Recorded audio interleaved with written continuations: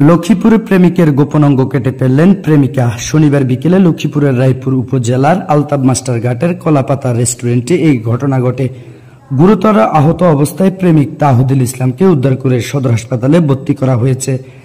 আহত তাহিদুল ইসলাম চাঁদপুর জেলার ফরিদগঞ্জ উপজেলার পশ্চিম পোয়া এলাকার ওহিদুর রহমান জমাদারের ছেলে। পুলিশ ও স্থানীয়রা জানায়, দীর্ঘদিন ধরে চাঁদপুরের ফরিদগঞ্জের তাহিদুল ইসলাম আলামিনের সাথে ওই এলাকার এক প্রবাসীর স্ত্রীর সাথে প্রেমের সম্পর্ক চলে আসছে। প্রায় তারা দুজনেই বিভিন্ন স্থানে ঘুরতে বের হয়। শনিবার দুপুরে চাঁদপুরের ফরিদগঞ্জ এলাকা থেকে তারা দুজনেই সিএনজি করে রায়পুর আলতাব মাস্টারঘাট এলাকায় ঘুরতে আসেন।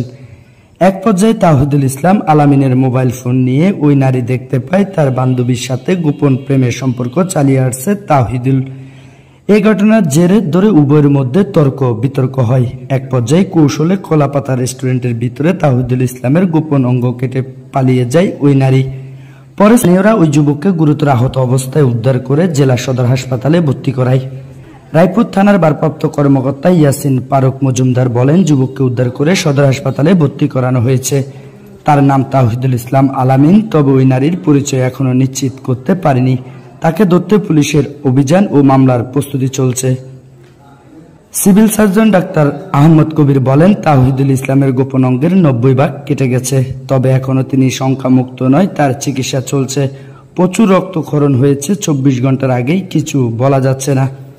এদিকে অভিযোগ রয়েছে, দীর্ঘদিন থেকে আলতাব মাস্টার ঘাটে গড়ে ওঠা রেস্টুরেন্টগুলোতে অসামাজিক কার্যকলাপ চলে আসছে।